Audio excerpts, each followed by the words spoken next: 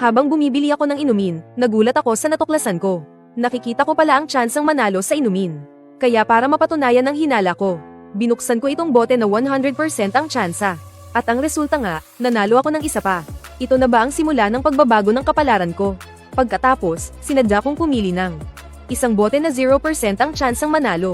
At pagbukas ko, tama nga, thank you for trying, ang nakalagay. Nang makita ko yun, sa sobrang tuwa ko, halos mapatalon ako. Mukhang nagkaroon ako ng isang malupit na money power. Pero nanatili pa rin akong kalmado. Baka kasi mapansin pa ako ng cashier. Pagkatapos, inulit ko lang ang ginawa ko. Habang masarap na umiinom ng iced tea, patuloy kong sinusubukan ang kapangyarihan ko.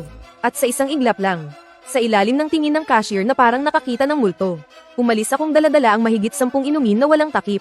Pagbalik ko sa opisina, plano kong ipamigay sa mga katrabaho ko ang mga inumin. Pero habang namimigay ako, may narinig akong nagsisisigaw sa may pinto.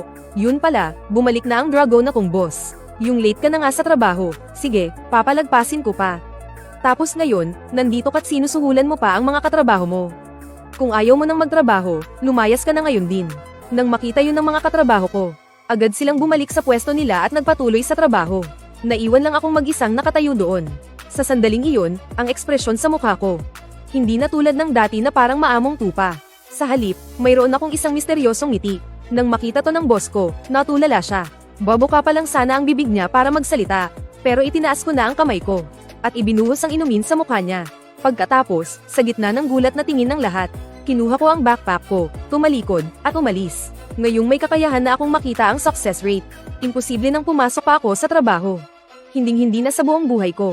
Kaya paglabas ko ng kumpanya, nagsimula na akong mag-isip-isip, paano ko pagkakakitaan ang success rate. At ang unang pumasok sa isip ko ay ang Jade Gambling. Nagkataon naman na dito sa Shanghai City, may isang maliit na pasugalan ng bato. Ang sabi-sabi, yung mga bato raw doon, ay galing pa sa Myanmar, at may sikat na kasabihan sa industriya ng Jade Gambling. Isang hiwa, pulubi, isang hiwa, mayaman. Pero dahil nakikita ko na ang success rate ngayon, isa lang ang posibleng kahinatnan nito. Yun ay sa isang hiwa, bigla akong yayaman. Kaya naman pumara agad ako ng taxi, at nagmamadaling nagpahatid sa pasugalan ng bato. Pagdating sa destinasyon ko, dumukot ako ng 100, at basta nalang inihagis sa driver. Para astig, sinabi ko pang huwag ng suklian. Pagpasok ko sa pasugalan ng bato, dahan-dahan akong nagsimulang maglakad-lakad. Yung mga rostone, dito, ay hinati-hati sa maliliit na tumpok. Bawat pwesto ay napapaligiran ng maraming tao. Nagkukwentuhan sila at nag-uusap-usap. Matapos kong umikot, pumunta ako sa isang maliit na pwesto sa bandang labas. Napansin ko kasi ang nakasulat sa karatula, 1,000 bawat kilo. Ito na siguro ang pinakamurang rostone dito. Kasi sa mga high-end na area, ang presyo, umaabot na sa 10,000 bawat kilo. Mayroon pang ang umaabot sa 100,000. Pero kahit hindi ako masyadong marunong, kitang-kita ko naman, malaki ang pagkakaiba sa kalidad ng mga rostone na ito.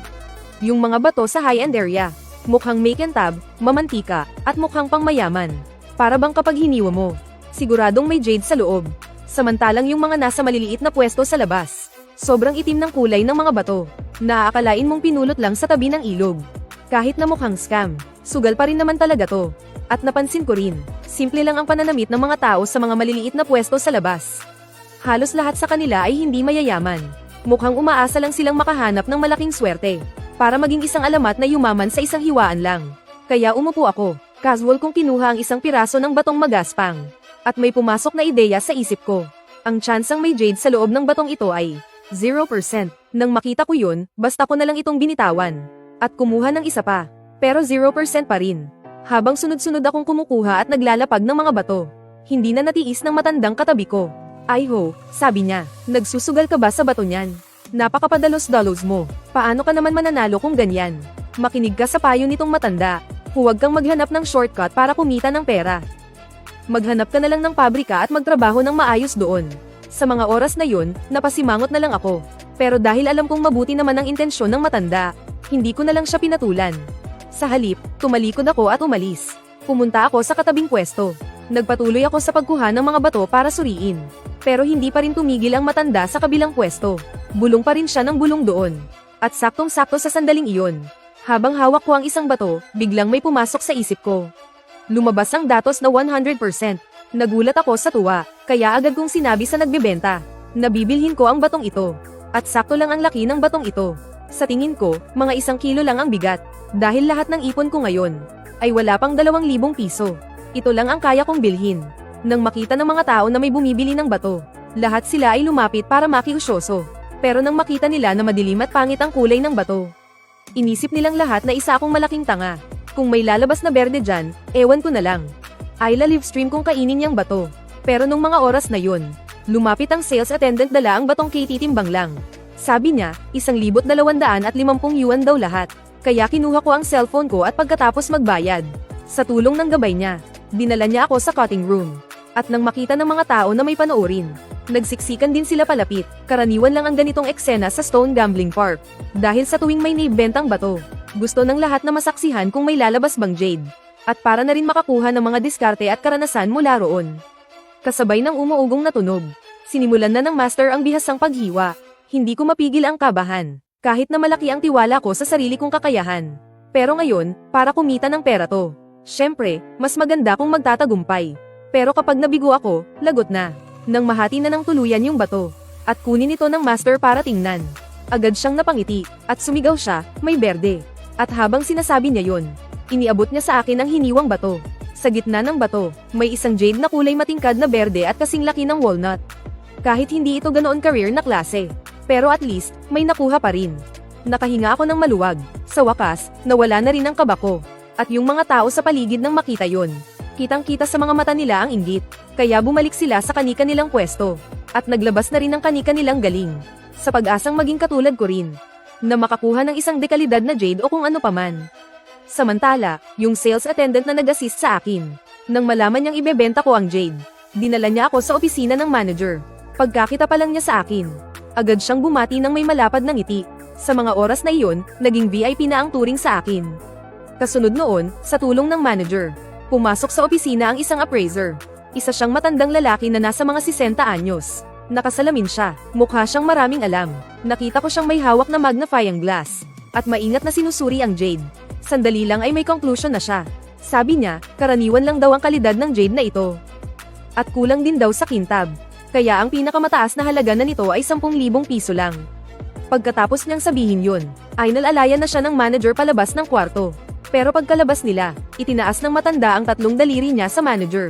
Agad namang naintindihan ng manager ang ibig sabihin noon.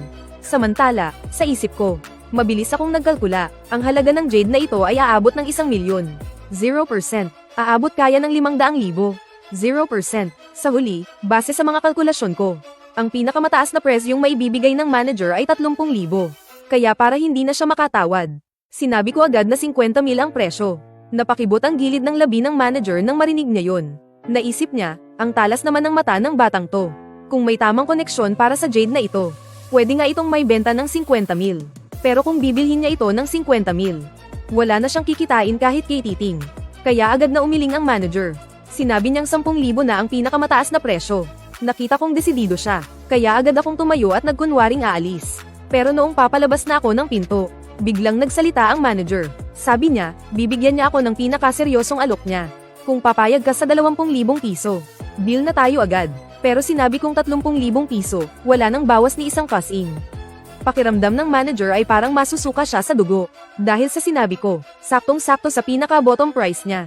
Nakita niyang tatalikod na naman ako para umalis. Kaya sa huli, wala nang nagawa ang manager kundi ang pumayag. Matapos ang matagumpay na transaksyon, tiningnan ko ang aking balance. Biglang gumanda ang pakiramdam ko. Pero may isa akong bagay na naunawaan. At iyon ay ang pinakamataas na halaga ng jade na ito. Siguro, maaari itong may benta ng hanggang 50,000. Kung may tamang makakakita, posible ring umabot ng 80,000 o kahit 100,000. Pero kailangan kong humanap ng ibang paraan.